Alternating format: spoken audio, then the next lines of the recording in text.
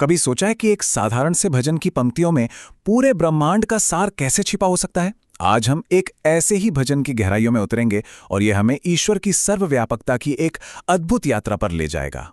भजन शुरू ही होता है इस शक्तिशाली पंक्ति से, मेरे तन में भी राम, मेरे मन में भी राम। देखिए, ये सिर्फ शब्द नहीं है, ये एक ऐलान है कि ईश्वर कहीं बाहर नहीं है। वो तो हमारे अस्तित्व का, हमारी चेतना का ही एक हिस्सा है। तो इस भजन को पूरी तरह समझने के लिए हम इसे 4 हिस्सों में देखेंगे। पहले हमारे अंदर बसे देवत्व को समझेंगे, फिर देखेंगे कि कैसे एक नाम में पूरा ब्रह्मांड समाया है। उसके बाद भक्ति के रिश्ते को जानेंगे और आखिर में इस जाप की असली शक्ति क्या है, उसे समझेंगे। तो सबसे पहला सवाल तो यही उठता है कि ईश्वर कहाँ है? क्या वो हमसे बहुत दूर कहीं आसमान में है, या फिर वो हमारे बिल्कुल करीब हैं? इस भजन का पहला हिस्सा हमें बताता है कि खोज बाहर नहीं, अपने अंदर से ही शुरू करनी है। इसके पीछे जो दर्शन है उसे इमैनेंस कहते हैं। इसका सीधा सा मतलब है कि ईश्वर दुनिया में नहीं है, बल्कि ईश्वर ही दुनिया है। इसे ऐसे समझिए, ईश्वर सागर में कोई मछली नहीं, बल्कि वो खुद पूरा का पूरा सागर है। हर लहर में, हर बूंद में, हर कण में वो मौजूद है, उससे अलग होकर नहीं। और ये भजन इस बड़े से आइडिया को बहुत पर्सनल बना देता है। जब ये कहता है कि ईश्वर रोम रोम में है, मेरी सांसों में है, तो ये असल में हमें एक न्योता दे रहा है कि हम उस दिव्य उपस्थिति को अपने ही शरीर के अंदर महसूस करें, अपनी हर सांस के साथ। लेकिन बात सिर्फ हमारे अंदर तक ही सीमित नहीं है। अब यह भजन हमें एक ऐसी यात्रा पर ले जाता है जो हमारे शरीर से शुरू होती है और फैलकर पूरे ब्रह्मांड तक पहुंच जाती है। चलिए इस कॉस्मिक सफर पर आगे बढ़ते हैं। जैसे चंदा में राम, जैसे सूरज में राम, ये पंक्तियां याद दिलाती हैं कि वो दिव्य शक्ति सिर्फ हमारे अंदर नहीं, बल्कि आसमान में चमकते चांद सूरज में भी है।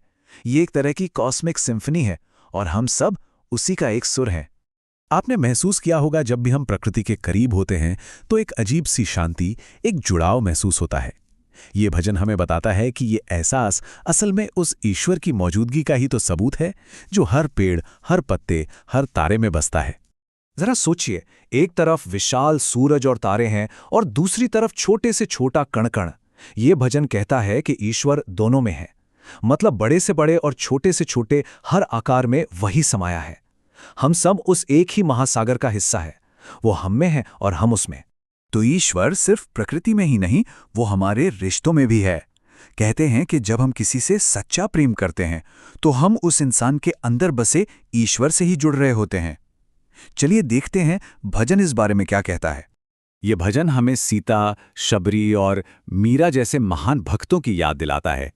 इन सब ने हमें दिखाया है कि ईश्वर के साथ एक बेहद निजी, एक पर्सनल रिश्ता बनाना मुमकिन है, चाहे हमारे हालात जैसे भी हो।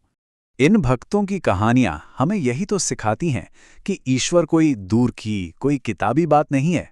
वो एक जीती जागती मौजूदगी है जिसे हम अपनी जिंदगी में महसूस कर सकते हैं। भक्ति और प्रेम के जरिए ईश्वर के साथ एक गहरा रिश्ता बनाया जा सकता है। लेकिन इस भजन में सिर्फ शब्दों का ही खेल नहीं है। इसकी असली ताकत तो इसके दोहराव में छिपी है। आखिर एक ही नाम को बार बार जपने से हमारी चेतना पर ऐसा क्या असर होता है? तो ये जो बार बार दोहराना है ना, ये कोई कमी नहीं, बल्कि यही इस भजन का असली मकसद है। ये एक शक्तिशाली आध्यात्मिक अभ्यास है जिसे जाप कहते हैं। ये एक ऐसी तकनीक है जो हमारे मन को शांत करती है और हमें उस दिव्य शक्ति से जुड़ने में मदद करती है। और जाप का अभ्यास बहुत ही सरल है। इसमें 3 स्टेप्स होते हैं। पहला, नाम को दोहराना।